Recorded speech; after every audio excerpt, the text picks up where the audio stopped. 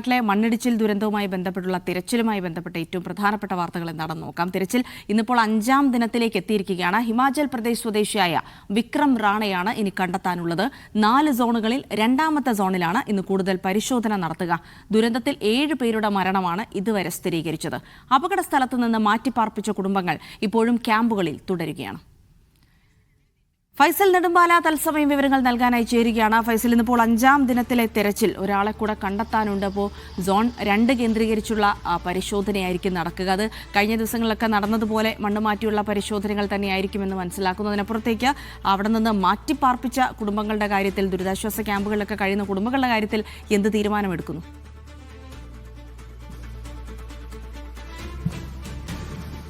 ജിൽസി സൂചിപ്പിച്ചതുപോലെ തന്നെ ഇന്ന് 5 ദിവസം പിന്നിടുകയാണ്. ഇനി ഒരാളെ കൂടിയാണ് കണ്ടെത്താനുള്ളത്. ഈ project construction manager Vikram Singh Rana Himachal Pradesh സ്വദേശിയാണ്. അദ്ദേഹത്തെയാണ് ഇനി കണ്ടെത്താനുള്ളത്. ഇന്നലെ 4 സോണുകളിലായി പ്രത്യേകം തിരിഞ്ഞുകൊണ്ടുള്ള ഒരു പരിശോധനയായിരുന്നു നടന്നത്. അതിൽ ഇന്ന് നടക്കാൻ പോകുന്ന ഏറ്റവും അധികം നമ്മളിപ്പോൾ ഈ ദൃശ്യങ്ങളിൽ കാണുന്ന ഏറ്റവും അധികം മണ്ണ് കൂട്ടിയിട്ടിരിക്കുന്ന ഈ ഒരു ഭാഗം സോൺ 2 ആണ്. ഈ ഭാഗത്തെ മണ്ണ് നീക്കം ചെയ്ത് കഴിഞ്ഞാൽ അവിടെ നിന്നും കണ്ടെത്താനാകുമെന്ന പ്രതീക്ഷയാണ് രക്ഷാപ്രവർത്തകർ പങ്കുവെക്കുന്നത്.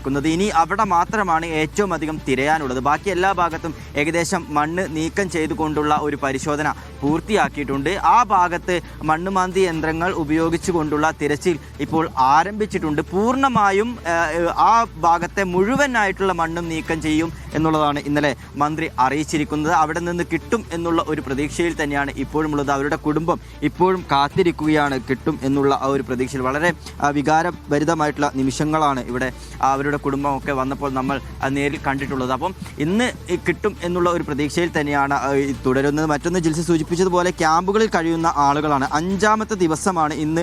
ഈ പ്രദേശത്തെ അപകട സാധ്യത മുന്നിൽ കണ്ടുകൊണ്ടാണ് ഇവിടെയുള്ള കുടുംബങ്ങളെ ക്യാമ്പിലേക്ക് മാറ്റി താമസിച്ചത്. 42 കുടുംബങ്ങളാണ് വിവിധ ക്യാമ്പുകളിലായി കഴിയുന്നത്. അവരൊക്കെ തന്നെ ഇനി എന്ന് തിരിച്ചു വരാൻ കഴിയുമെന്നുള്ളൊരു ആശങ്ക ഇപ്പോഴും അവർക്കുണ്ട്. കാരണം ഇപ്പോൾ മഴ പൂർണ്ണമായും മാറി നിൽക്കുന്നുണ്ട്. കാലാവസ്ഥ അനുകൂലമാണ്. ഇനി മഴ മുന്നറിയിപ്പ് അടുത്ത 2 ദിവസങ്ങളിൽ മഴ മുന്നറിയിപ്പ് വയനാട്ടിൽ ഇല്ല. എന്നിരുന്നാലും ഇനി മഴ ഏതെങ്കിലും സാഹചര്യത്തിൽ മഴ കൂടുതൽ ശക്തമാവുകയാണെങ്കിൽ ബാക്കിയുള്ള മണ്ണ് താഴേക്ക് വരാനുള്ള ഒരു സാധ്യതയുമുണ്ട്. അതുകൊണ്ട് തന്നെ എത്തരത്തിൽ ആശങ്കയില്ലാതെ ഇവിടെ കഴിയും എന്നുള്ള ഒരു ചോദ്യം ആ കുടുംബങ്ങളൊക്കെ തന്നെ ഉന്നയിക്കുന്നുണ്ട്. അതുകൊണ്ട് ഈ ഭാഗത്തെ പൂർണ്ണമായിട്ടുള്ള ആശങ്ക ഒഴിവായാൽ മാത്രമേ അവർക്ക് ഇങ്ങോട്ട് സുരക്ഷിതമായി മാറാൻ കഴിയുകയുള്ളൂ. വയനാട്ടിലെ ഒരു മഴയുടെ സാഹചര്യം നമുക്കറിയാം. ശക്തമായ മഴ പെയ്തു കഴിഞ്ഞാൽ അതിശക്തമായിട്ടുള്ള മഴ നിൽക്കാതെ പെയ്യുന്ന ഒരു സാഹചര്യമുള്ള ഒരു നാടാണ് വയനാട് എന്ന് പറയുന്നത്. അതുകൊണ്ട് തന്നെ അത്തരത്തിലുള്ളൊരു വീണ്ടും ഇനി കനത്തിലുള്ള മഴ പെയ്തു കഴിഞ്ഞാൽ കൂടുതൽ ആശങ്കപ്പെടുത്തുന്ന ഒരു സാഹചര്യമുണ്ടാകും. മറ്റൊരു കാര്യം, ഈ തുരങ്കപാത നിർമ്മാണവുമായി ബന്ധപ്പെട്ട് നിയോഗിച്ച അന്വേഷണ സമിതിയാണ്. ആ സമിതി വൈകാതെ തന്നെ ഇവിടേക്ക് എത്തും.